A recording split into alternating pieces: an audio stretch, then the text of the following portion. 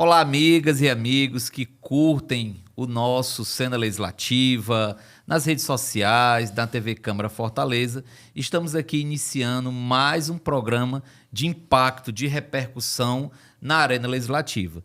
E o nosso tema de hoje é mais do que importante, que nós vamos falar sobre o plano diretor do município de Fortaleza.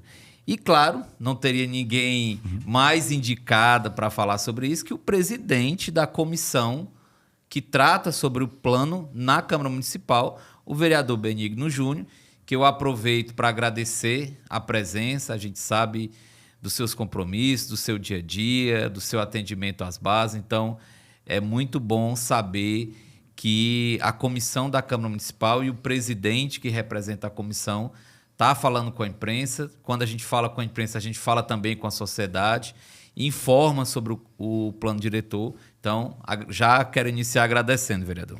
Primeiro, Cleito, satisfação e estar aqui presente aqui no programa. Então, queria também agradecer o convite para esclarecer a população, esclarecer a quem acompanha o dia a dia da cidade, né, da importância do mandato legislativo, das ações do parlamentar, a sociedade ter conhecimento. E vocês, da imprensa, têm esse papel fundamental, né?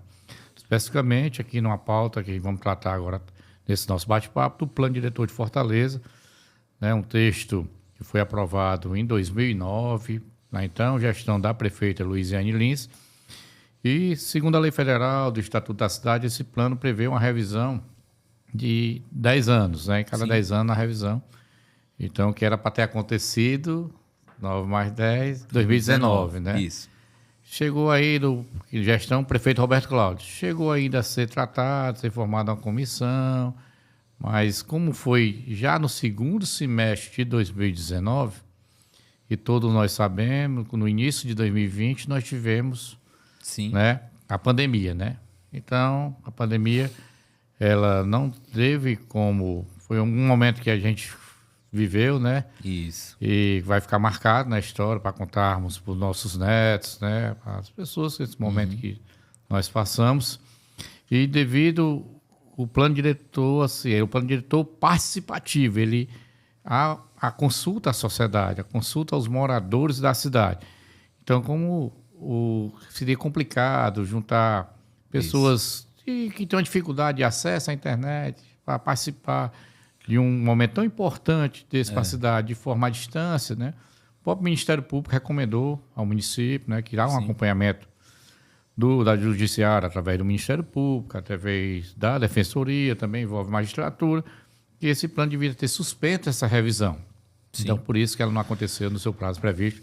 Eu já adiantei aqui, entrei no assunto. Tá aqui. Certo. Tá bom? Mas, vereador, explique aqui para a nossa audiência, né, porque a gente sabe que tem muita gente que assiste, mas muitas vezes não compreende bem o que é de fato e de direito um plano diretor. Explica aqui para quem está nos acompanhando pela TV, pelas redes sociais, o que vem a ser um plano diretor. A gente está falando, você explicou aí o contexto, a conjuntura, por que ele não aconteceu naquele momento de 2019, a gente compreendeu muito bem, mas por que é tão importante o plano diretor para um município do porte de Fortaleza?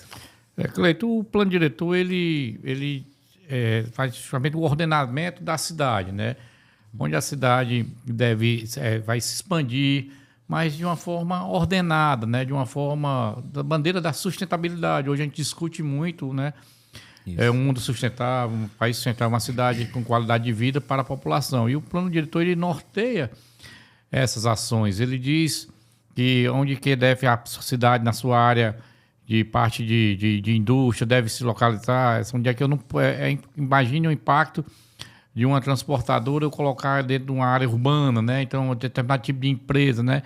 Isso, o plano diretor, ele estuda o solo da cidade, ele faz todo um levantamento, o que é que pode ser instalado. Por isso que no município hoje existe a consulta de adequabilidade. O que é isso? Essa consulta de adequabilidade, saber se a sua atividade é adequada para aquela determinada via, para aquela determinada zona, certo? Porque antigamente o que era feito? O movimento era ao contrário, Cleide. Eu instalava para depois irregularizar, né? Isso causa impactos negativos, né? Em área urbana, em área que é muito... em área local, em área que tem muita residência, em área residencial, né? Então, o plano diretor, ele ordena, se organiza o uso do solo da cidade, né? Gabarito de prédio, altura que pode ser construído, né?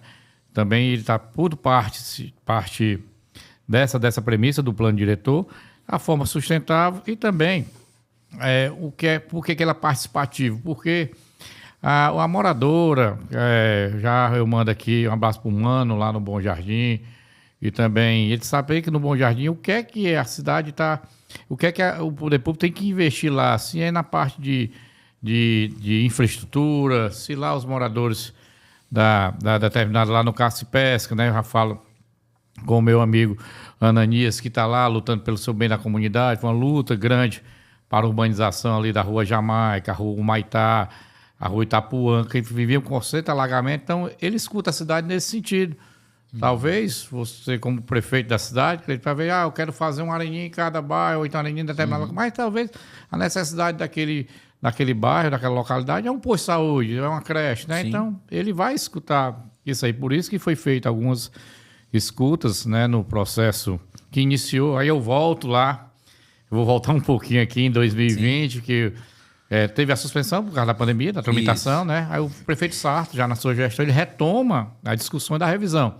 Só que não conclui, mas chegou a realizar, salvo engano, 154 fóruns territoriais, com a participação de mais de 3 mil pessoas, escutando a sociedade, ouvindo, catalogando, né? Então, essas contribuições que vão servir para nortear o plano diretor, né? Que é a área de interesse de habitação social, né? Que são chamadas EIs, é importante. Tem um caso emblemático aqui que saiu todos os jornais da época da Vila Vicentina, né? Ali na Antônio Salles, né? Uma área de EIs, foi classificado no plano diretor e teve a especulação imobiliária que é apropriada daquela área, com uma área muito valorizada, né?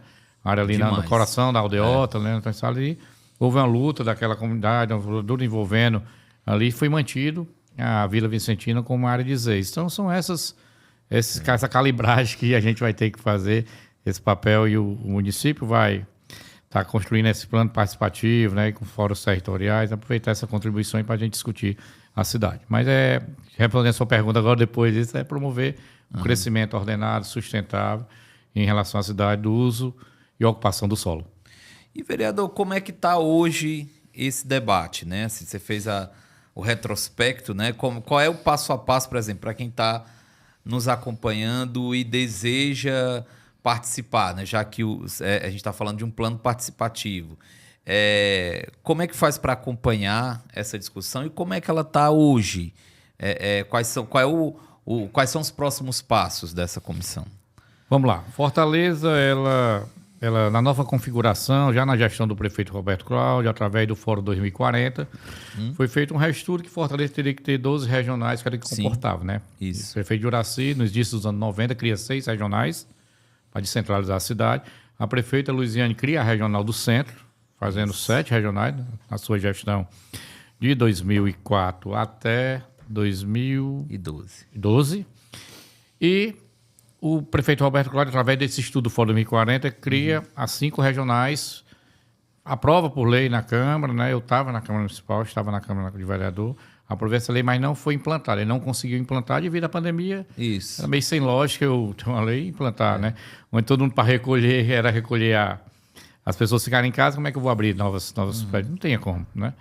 Então, depois de passar desse momento de dificuldade que todos nós vivemos, o prefeito Sarto implanta essa lei aprovada na gestão do Roberto Cláudio, as 5 regionais, transformando a cidade em 12 regionais. Essas 12 regionais, ela compreende em torno de 39 territórios.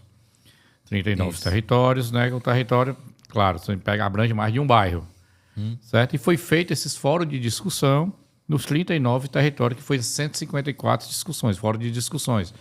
Aí, cada secretário regional mobilizou. Na época, eu falo isso com propriedade, porque tive, na qualidade de secretário da Regional 7, e fiz algumas discussões em determinados territórios, né? Então, apesar da Regional 7 ter 11 bairros, ela abrange 4 territórios. Então, assim, por isso, essa quantidade mínima de território em relação aos bairros, né? Aí a gente fez esses fóruns de discussões, conversamos e foi catalogado. É uma empresa contratada, através de processo licitatório, né? Essa empresa fez plano diretor em outras capitais do país, como São Paulo, Belo Horizonte, algumas grandes cidades. E esse material foi sistematizado, tem os arquivos com a gravação, né, de vídeo dessas reuniões, a lista de presença das reuniões e as contribuições por parte dessas pessoas. Ao prefeito Evandro, e isso foi avançando, na gestão ainda do prefeito Sarto, avançando, e tinha um núcleo gestor que se reunia quinzenalmente, se não me engano, no gabinete do prefeito, coordenado pelo então secretário de governo, com a participação de Defensoria Pública, com a participação do Movimento de Moradia, Ministério Público, entidades de classe, né, e sindicato da Construção Civil, enfim, era uma mesclagem de secretários municipais e entidade de classe e representatividade. E essa discussão foi avançando, só que o produto final, que é a minuta do projeto de lei, tem que ser enviado à Câmara Municipal. Aí vai abrir um processo de discussão, de contribuições por parte dos vereadores, são legítimos para surgir propostas de alterações e de adequações do projeto. Só que não chegou aí até a Câmara. O projeto parou ainda, o processo, a minuta do projeto o projeto não foi ainda para a Câmara. Então, na qualidade de vereador, já na gestão do prefeito Evandro, que foi escolhido pelos meus pares como presidente da comissão, o processo ainda não chegou até a Câmara, né? Então, essa minuta do projeto, essa sistematização de 154 fora de discussões, tudo o que aconteceu nesse processo. Então, vai ser realizada a conferência da cidade, né? Está vendo as pré-conferências, a conferência da cidade que vai formular essas contribuições e vão voltar um texto do que nós queremos realizar por os delegados que foram escolhidos nesse processo.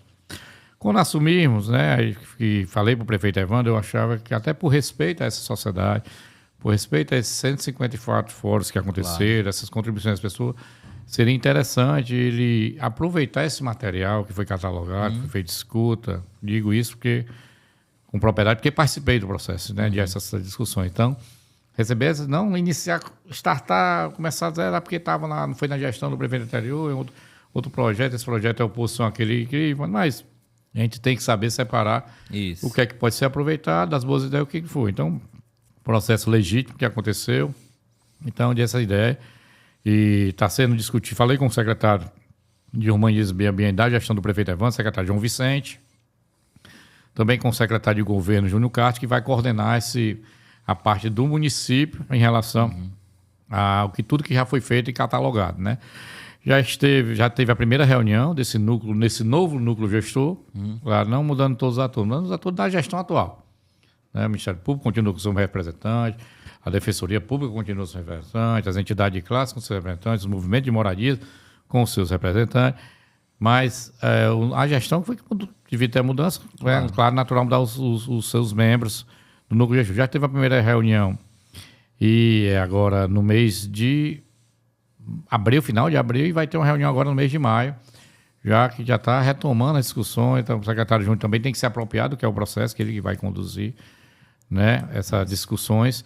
E ao chegar à Câmara, vai ser realizado um novo debate, uma nova discussão, mas provavelmente espero que essa minuta do projeto de lei consiga chegar logo no começo do próximo semestre, após a conferência catalogada, para a gente poder aí avançar e entregar um plano que atenda a cidade, né, como todo, essa que eu falo, não só o movimento de moradia, o movimento das pessoas que lutam aí do meio ambiente, das áreas verdes da cidade, que a gente tem que preservar, né? A gente tem esse problema aí do aquecimento que é na cidade, esses grandes problemas climáticos que estão acontecendo, né? E a gente tem que tentar preservar, fazer esse balancear, não só mantendo as áreas de meio ambiente, mas também a cidade tem que crescer. E aí a dificuldade, assim, o nosso desafio, que é tentar chegar a um meio termo que possa contemplar aí as movimentações, a cidade que é dinâmica, né, que ela muda no seu dia a dia, a gente tem que acompanhar esses movimentos e que a gente possa entregar esse plano diretor que possa ordenar, que possa ter uma cidade sustentável e uma qualidade de vida melhor para o nosso povo. Perfeito. Aí eu quero destacar, vereador, um trecho aí da sua fala, que eu acho que é de uma maturidade institucional importante, que é a questão de não desprezar o que foi produzido anteriormente. A gente imagina, e aí eu estou colocando aqui um problema grave que a gente tem nas políticas públicas, né? você inicia uma gestão e muitas vezes a nova gestão acaba desfazendo, ou destruindo, ou jogando fora tudo que foi produzido. E a gente sabe que não é bem assim, até porque você tem toda uma equipe técnica envolvida, você tem recursos públicos envolvidos. Então, é muito salutar, né? É digno assim, de louvor uma iniciativa como essa de buscar, porque se sempre for começar do zero, não é, vereador? Sempre você nunca vai terminar, porque você vai jogar fora. Você imagina a quantidade de sugestões, de propostas, de olhares que você tem nessas conferências, né? Que tiveram a participação da população, né? Então isso aí eu acho que faz toda a diferença. Mas, sim. Não, só para contribuir também, Cleiton, e concordar com o que você mencionou, né? A gente vê exemplos de política pública que foi continuada e foi até exemplo até fora do nosso estado, né? Os agentes de saúde, Zedemir, no governo Tasso Gereissati, né? Na gestão do então secretário Carlilo Lavô, né? Então, a experiência que criaram aqui no nosso estado, que se expandiu, né? O programa de alfabetização na idade certa, então secretário Isolda no governo Cid Gomes, né? Que virou uma política nacional de educação, né? A nível de município, os Cuca da prefeita Luiziane, né?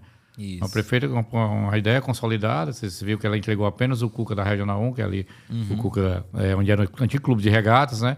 E deixou dois bem adiantados do Mudubinho, do Janguru Sul, mas o prefeito Roberto Cláudio conseguiu terminar em ampliação, né?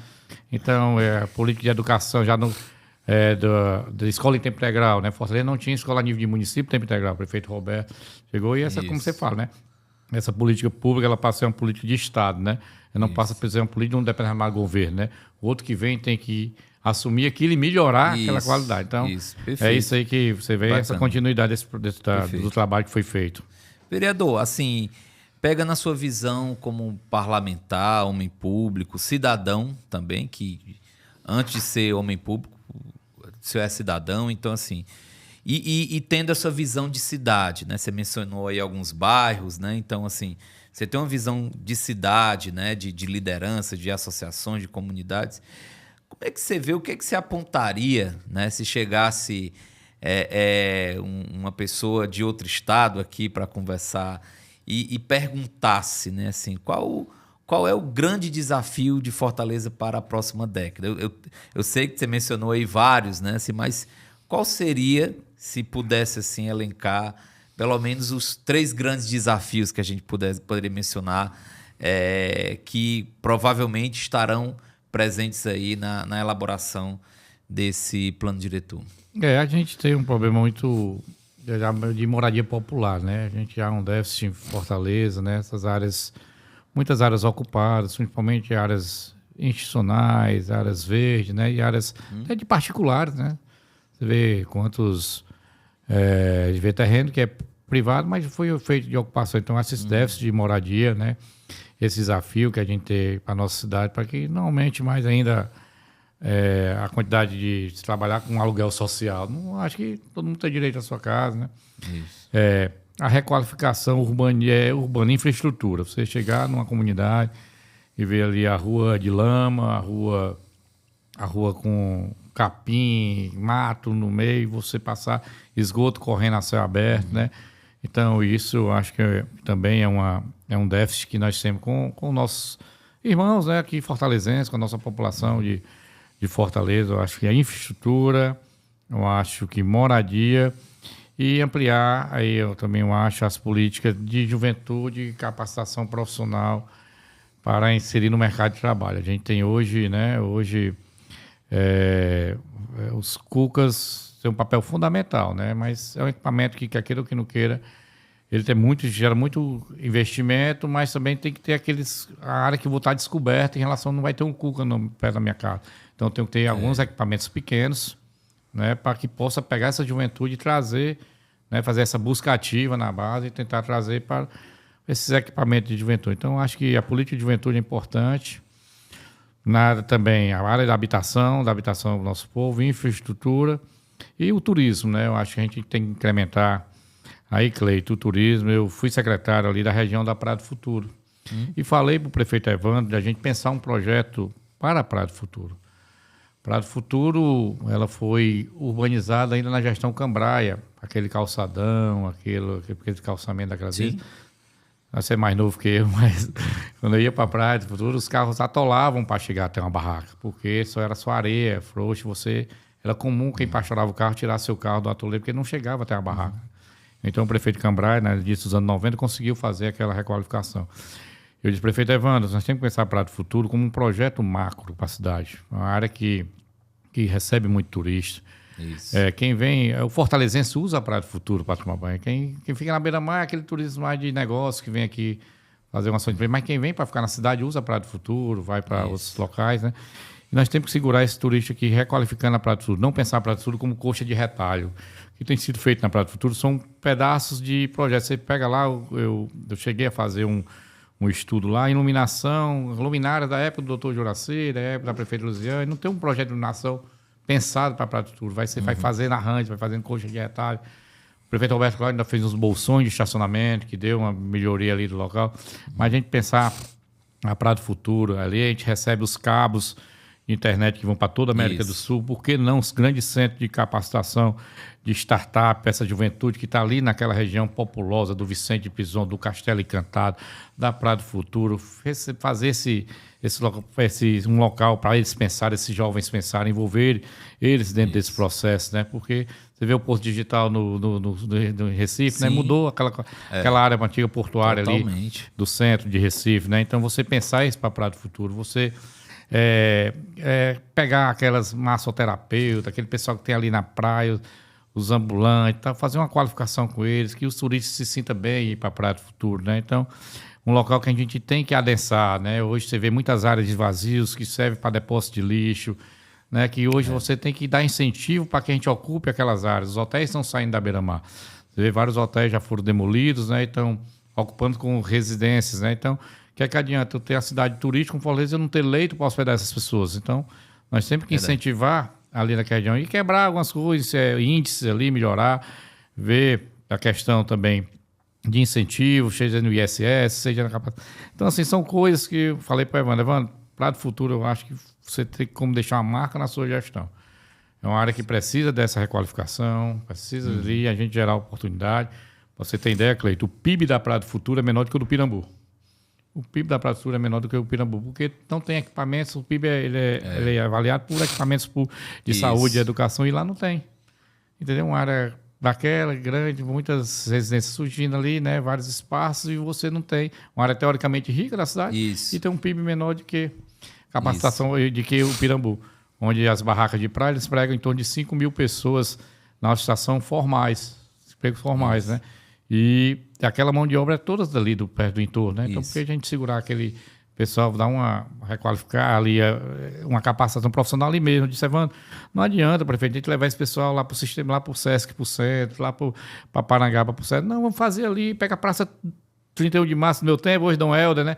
A gente fazia ali um centro de capacitação para capacitar essa mão de obra, seja, ele ia empregar elas nas barracas, nas redes hoteleiras que vai surgir ali, que precisa, né? Isso, então a gente pensa nesse formato.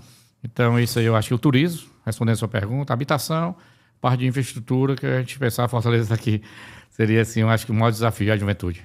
Perfeito. Eu quero agradecer o vereador Benigno Júnior, nosso tempo aí já está chegando ao fim, agradecer a sua apresentação, né, seu conhecimento de cidade, né, a partir da sua vivência na Câmara, na regional também, que eu acho que a regional acaba sendo uma escola, né, porque você está ali com as demandas dos moradores, das lideranças, de outros parlamentares, então é uma escola. Então, obrigado, vereador Benigno Júnior, e boa sorte na condução dos trabalhos, e venha aqui novamente trazer e nos atualizar com o que for produzido nesse importante instrumento da cidadania, que é o Plano Diretor do município de Fortaleza. Eu agradeço aí, Cleito, o espaço para a gente estar aqui conversando com...